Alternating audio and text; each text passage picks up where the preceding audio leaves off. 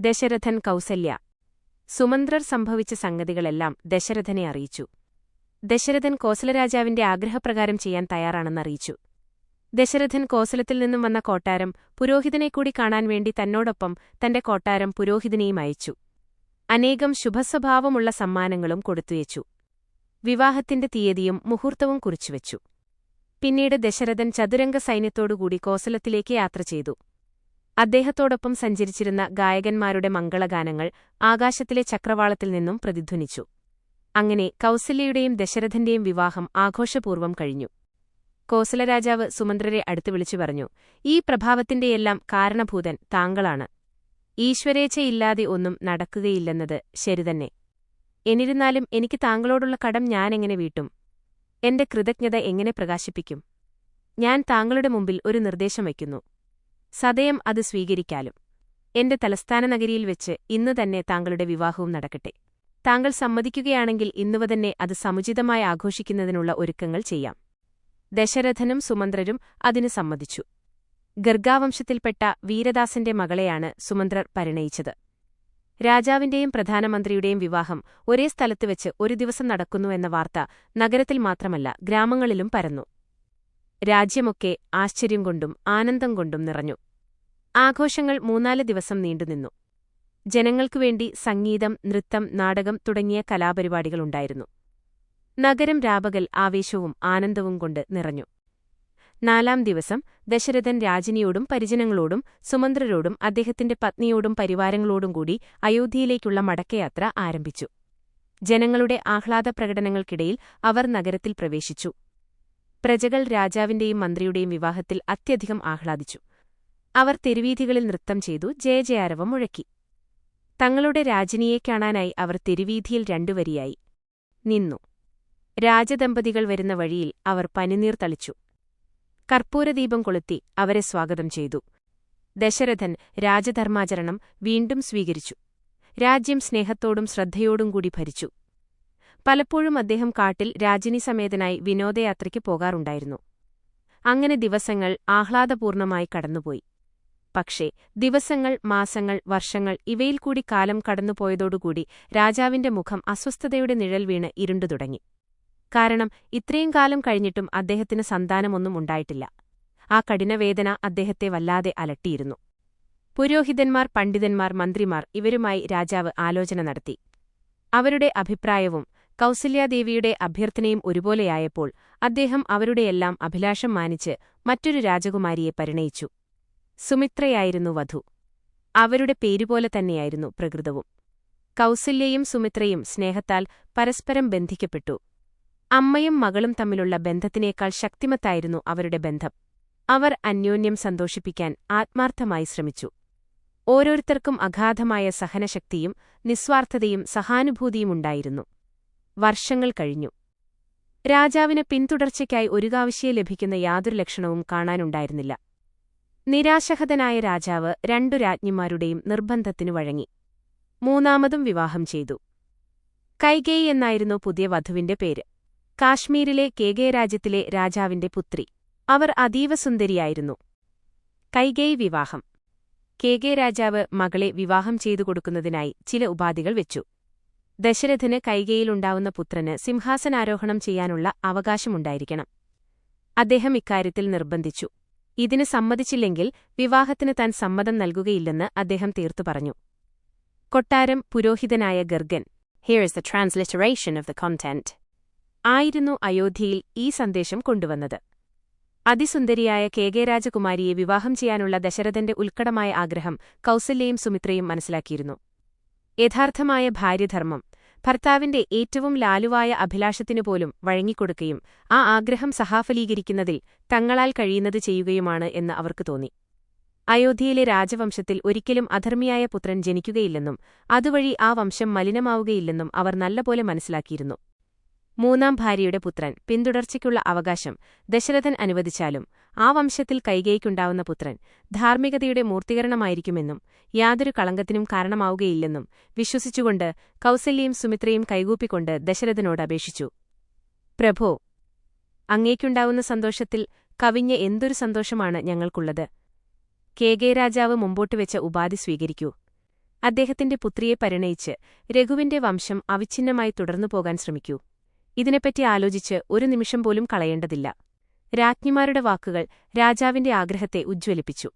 രാജാവ് കേകേരാജാവിന്റെ വ്യവസ്ഥകൾ സ്വീകരിച്ചിരിക്കുന്നുവെന്നും വിവാഹഘോഷത്തിന് താൻ വേഗം തന്നെ പുറപ്പെടുകയാണെന്നും അറിയിക്കാൻ ഗർഗനെ വളരെയേറെ സമ്മാനങ്ങളോടുകൂടി തിരിച്ചയച്ചു. അങ്ങനെ വിവാഹം വളരെ ആഘോഷത്തോടുകൂടി കഴിഞ്ഞു. നക്ഷത്രങ്ങളുടെ ഇടയിൽ ചന്ദ്രനെപ്പോലെ പ്രകാശിച്ചുകൊണ്ട് 3 രാജ്ഞിമാരാൽ അനുഗതനായി തെരുവീഥിയിലൂടെ ഘോഷയാത്രയായി ദശരഥൻ തലസ്ഥാന നഗരിയിലേക്ക് മടങ്ങി. രാജാവ് രാജ്ഞിമാരോരോരുത്തരോടും തുല്യപരിഗണനയോടെ പെരുമാറി. അവരും മറ്റു രാജ്ഞിമാരോടും രാജാവിനോടും തുല്യസ്നേഹവും ആദരവും പ്രകടിപ്പിച്ചു അദ്ദേഹത്തെ ആരാധിച്ചു. അദ്ദേഹത്തെ അസന്തുഷ്ടനാക്കാൻ അവർക്ക് ഭയമായിരുന്നു. രാജാവിന്റെ ആഗ്രഹങ്ങൾ നിറവേറ്റുന്നതിൽ അവർ അങ്ങേയറ്റം പരിശ്രമിച്ചു. അദ്ദേഹത്തിന്റെ അഭിലാഷങ്ങളിലൊന്നുപോലും തടയാൻ അവർ ഒരിക്കലും ഒരുമ്പെട്ടില്ല.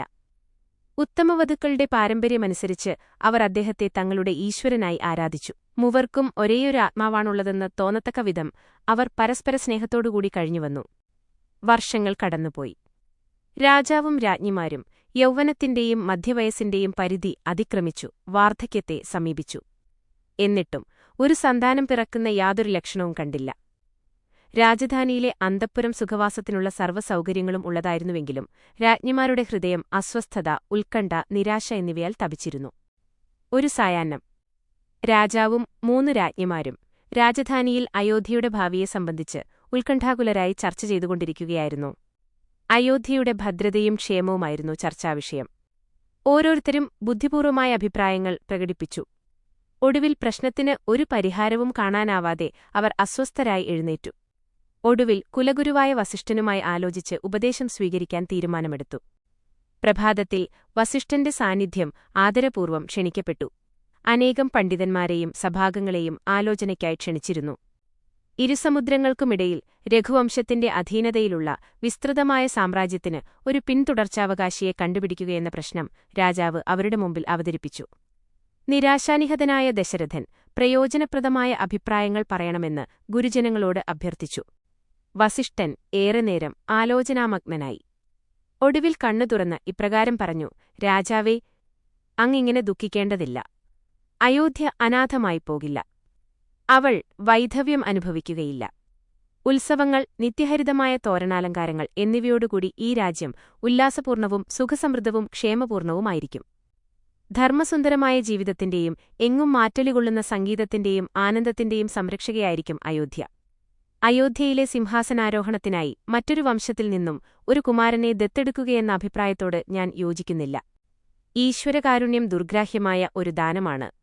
അങ്ങ് പൂർത്തിയാക്കുന്ന ധർമ്മനിഷ്ഠാവ്രതം സന്താനലബ്ധിയുടെ അത്യാനന്ദം. Here is the transliteration of the content. അങ്ങേക്ക് പ്രദാനം ചെയ്യും. ഇനി ഒട്ടും താമസിക്കാതെ വിദണ്ഡകപുത്രനായ ഋഷ്യശൃംഗനെ ക്ഷണിച്ചുവരുത്തി അദ്ദേഹത്തിന്റെ പൗരോഹിത്യത്തിൽ പുത്രകാമേഷ്ടി എന്ന പുണ്യയാഗം ചെയ്യുക. ആ യാഗത്തിനാവശ്യമായ ശാസ്ത്രോക്തമായ ഒരുക്കങ്ങൾ ഉടനെ ആരംഭിക്കുക. അങ്ങയുടെ അഭിഷ്ടം തീർച്ചയായും സഫലമാകും. വസിഷ്ഠന്റെ വളരെ ശക്തമായ പൂർണ്ണവിശ്വാസം ജനിപ്പിക്കുന്ന വാക്കുകൾ രാജാവിമാർ കേട്ടു. അവർ ആനന്ദമഗ്നരായി. അവരുടെ ഹൃദയത്തിൽ പ്രതീക്ഷയുടെ മുകുളം പുതുതായി വികസിച്ചു. വളരെ ആത്മാർത്ഥതയോടെ പ്രാർത്ഥിച്ചുകൊണ്ട് അവർ അന്തഃപുരത്തിലെ ഇത്രയും ഗൗരവമുള്ള ഒരു കാര്യത്തിനായി വിദണ്ഡകപുത്രനായ ഋഷ്യശൃംഗനെ പോയി ക്ഷണിക്കാൻ സർവ്വഥാ യോഗ്യനായ ഒരാൾക്കുവേണ്ടി രാജാവ് സദസ്സിലാകെ പരതി. ഒടുവിൽ അംഗരാജാവും തന്റെ പഴയ സുഹൃത്തുമായ രോമപാദനെ അടുത്തു വിളിച്ചു. ആവശ്യമായ നിർദ്ദേശങ്ങളും സജ്ജീകരണങ്ങളും നൽകി അദ്ദേഹത്തെ വിദണ്ഡകമുനിയുടെ അടുത്തേക്കയച്ചു. ഇതിനിടയിൽ സരയൂനദീതടത്തിൽ യാഗത്തിനുള്ള ഒരുക്കങ്ങൾ തിടുക്കത്തിൽ നടക്കുന്നുണ്ടായിരുന്നു. ആകർഷകമായ യജ്ഞവേദികൾ ശാസ്ത്രസമ്മതമായ രീതിയിൽ നിർമ്മിക്കപ്പെട്ടു. നഗരമാകെ കൊടികളാലും തോരണങ്ങളാലും അലങ്കൃതമായി. പുത്രകാമേഷ്ടി പ്രതീക്ഷിച്ചതുപോലെ ഋഷ്യശൃംഗമുനി പത്നിയായ ശാന്തയോടൊപ്പം സർവരെയും സന്തോഷത്തിലാറാടിച്ചുകൊണ്ട് അയോധ്യാനഗരിയിൽ പ്രവേശിച്ചു. രാജധാനിയുടെ പ്രധാന കവാടത്തിൽ വെച്ച് ദശരഥ ചക്രവർത്തി മുനിയെ സ്വാഗതം ചെയ്തു. ആ തപോധനപ്രധാനന്റെ പാദങ്ങൾ ദശരഥൻ ഉപചാരപൂർവ്വം കഴുകി. തപസ്വിയുടെ പാദസ്പർശത്താൽ പരിശുദ്ധമാക്കപ്പെട്ട ആ തീർത്ഥം അദ്ദേഹം സ്വശിരസിലർപ്പിച്ചു. അനന്തരം വസിഷ്ഠന്റെ പാദങ്ങളിൽ നമസ്കരിച്ചു. നിർദ്ദിഷ്ടയാഗത്തിന്റെ ശരിയായ കർമ്മക്രമങ്ങളെപ്പറ്റി ഋഷ്യശൃംഗനോട് ആരായാൻ അപേക്ഷിച്ചു. മന്ത്രിമാരും പണ്ഡിതന്മാരും നിശ്ചിത ക്രമത്തിൽ ആസനസ്ഥരാവാൻ ഋഷ്യശൃംഗൻ ആവശ്യപ്പെട്ടു. രാജാവിനോട് സിംഹാസനത്തിലിരിക്കാൻ നിർദ്ദേശിച്ചു. അനന്തരം യാഗത്തിന്റെ വിവിധ കർമ്മക്രമങ്ങൾ കൊട്ടാരം പുരോഹിതന്മാർക്ക് മനസ്സിലാക്കാൻ തക്കവിധം അദ്ദേഹം വിവരിച്ചു. വളരെ വ്യക്തമായി പറഞ്ഞുകൊടുത്തിരുന്നതിനാൽ ഓരോരുത്തരും യാഗശാലയിൽ എവിടെയാണിരിക്കേണ്ടതെന്ന് പോലും മനസ്സിലാക്കാൻ കഴിഞ്ഞു. പിറ്റേന്ന് പ്രഭാതത്തിൽ 7 മണിക്ക് തന്നെ യാഗം ആരംഭിക്കാൻ മുനി തീരുമാനിച്ചു. നഗരത്തിലുടനീളം യാഗവാർത്ത പരന്നു. പ്രഭാതത്തിനു മുമ്പ് ഓരോ തെരുവീഥിയും പച്ചത്തോരണങ്ങൾ കൊണ്ടലങ്കരിക്കപ്പെട്ടു. സരയൂ നദീതീരത്തുള്ള വിസ്തൃതമായ യാഗസ്ഥലത്തേക്ക് എത്തിച്ചേരാൻ തള്ളുന്ന ജനങ്ങളാൽ വീഥികൾ നിറഞ്ഞു. ഔത്സുക്യപൂർണരായ ജനങ്ങളെക്കൊണ്ട് നദീതടം നിബിഡമായി. വേദോച്ചാരണം മുഴങ്ങവേ, കാഹളശബ്ദം, ജനങ്ങളിൽ നിന്നുയർന്ന ജയജയാരവം ഇവ അന്തരീക്ഷത്തിൽ പ്രതിധ്വനിക്കവേ രാജാവിനോടും രാജ്ഞിമാരോടും കൂടി ഋഷ്യശൃംഗൻ പത്നിയായ ശാന്തയുമായി യാഗമണ്ഡപത്തിലേക്ക് പ്രവേശിച്ചു. ഋഷ്യശൃംഗൻ ബ്രഹ്മാവായി യാഗത്തിലെ പ്രധാന സംഘാടകനായി അവരോധിക്കപ്പെട്ടു. അദ്ദേഹം ആരാധന, കീർത്തനം, മന്ത്രോച്ചാരണം തുടങ്ങിയ വിവിധ കർമ്മങ്ങൾ പണ്ഡിതന്മാരുടെ യോഗ്യതകൾക്കനുസരിച്ച് വീതിച്ചുകൊടുത്തു. പരിശുദ്ധാഗ്നിയിൽ മന്ത്രോച്ചാരണത്തോടുകൂടി ഹോമദ്രവ്യം അർപ്പിച്ചത് അഗാധഭക്തിയോടും അചഞ്ചല വിശ്വാസത്തോടും കൃത്യബോധത്തോടും കൂടി ഋഷ്യശൃംഗൻ തന്നെയായിരുന്നു. ദിവ്യപ്രസാദം. വൈദിക സമ്പ്രദായത്തിൽ ഹോമിക്കപ്പെട്ട ദ്രവ്യങ്ങൾ വഴി ഉജ്ജ്വലിച്ച അഗ്നിയിൽ നിന്നും ഒരു ദിവ്യപുരുഷൻ മിന്നൽക്കൊടി പോലെ കണ്ണഞ്ചിപ്പിക്കുന്ന കാന്തിയോടുകൂടി ഉയർന്നുവന്നു. അദ്ദേഹത്തിന്റെ കയ്യിൽ തിളങ്ങിക്കൊണ്ടിരിക്കുന്നൊരു പാത്രമുണ്ടായിരുന്നു. ഇതു കണ്ടപ്പോൾ പുരോഹിതന്മാരടക്കം അവിടെ കൂടിയ ആളുകൾ വിസ്മയം, ആദരം, ഭയം, ആനന്ദം എന്നിവ കൊണ്ട് സ്തംഭിച്ചുപോയി. ആനന്ദത്തിന്റെയും അസാധാരണത്വത്തിന്റെയും പെട്ടെന്നുണ്ടായ ഭാവത്തിൽ അവർ ആകുലരായി. രാജാവും രാജ്ഞിമാരും ആനന്ദാശ്രുക്കൾ പൊഴിച്ചു. അവർ ആ ദിവ്യപുരുഷനെ നോക്കി കൈകൂപ്പി പ്രാർത്ഥിച്ചു. അഗ്നിയിൽ ഹോമദ്രവ്യങ്ങളർപ്പിച്ചുകൊണ്ട് സമചിത്തതയോടുകൂടി ഋഷ്യശൃംഗൻ മന്ത്രങ്ങളുച്ചരിച്ച് കർമ്മം തുടർന്നു. പെട്ടെന്ന് പ്രളയനാളിലെന്ന പോലെ ആകാശത്തിൽ നിന്നും ഒരു ശബ്ദം മുഴങ്ങിക്കേട്ടു. ഋഷ്യശൃംഗൻ നിവർന്നിരുന്ന് മേലെ നിന്നും വരുന്ന സന്ദേശം ശ്രദ്ധിക്കാൻ തയ്യാറായി. മഹാരാജാവേ, ഈ പാത്രം സ്വീകരിക്കൂ. ഇതിലുള്ള പവിത്രമായ പായസം യഥോചിതം രാജ്ഞിമാർക്ക് കൊടുക്കൂ. ശബ്ദമറിയിച്ചു. അഗ്നിയിൽ നിന്നും ഉയർന്നുവന്ന ആ അസാധാരണ പുരുഷൻ പാത്രം രാജകരങ്ങളിൽ അർപ്പിച്ചുകൊണ്ട് അഗ്നിയിൽ തന്നെ അപ്രത്യക്ഷനായി. ഈ ഗംഭീരപ്രകടനം നോക്കിക്കണ്ട ജനങ്ങൾ, രാജാക്കന്മാർ, പ്രഭുക്കന്മാർ, പുരോഹിതന്മാർ എന്നിവരുടെ ആനന്ദത്തിന് അതിരില്ലായിരുന്നു. ഉടൻ തന്നെ യാഗത്തിലെ സമാപന ചടങ്ങുകൾ നിർവഹിക്കപ്പെട്ടു.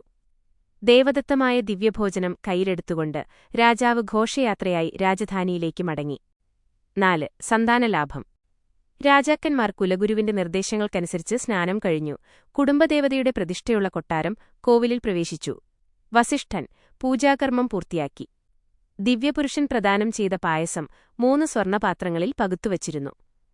വസിഷ്ഠൻ ദശരഥനോടു പറഞ്ഞു, മഹാരാജൻ, ഈ പ്രസാദം അങ്ങയുടെ പത്നിമാർക്ക് കൊടുക്കൂ. ആദ്യം കൗസല്യയ്ക്ക്, പിന്നീട് സുമിത്രയ്ക്ക്, മൂന്നാമതായി കൈകേയിക്ക്. ഗുരുവിന്റെ ആജ്ഞ അനുസരിച്ച് രാജാവ് പ്രവർത്തിച്ചു.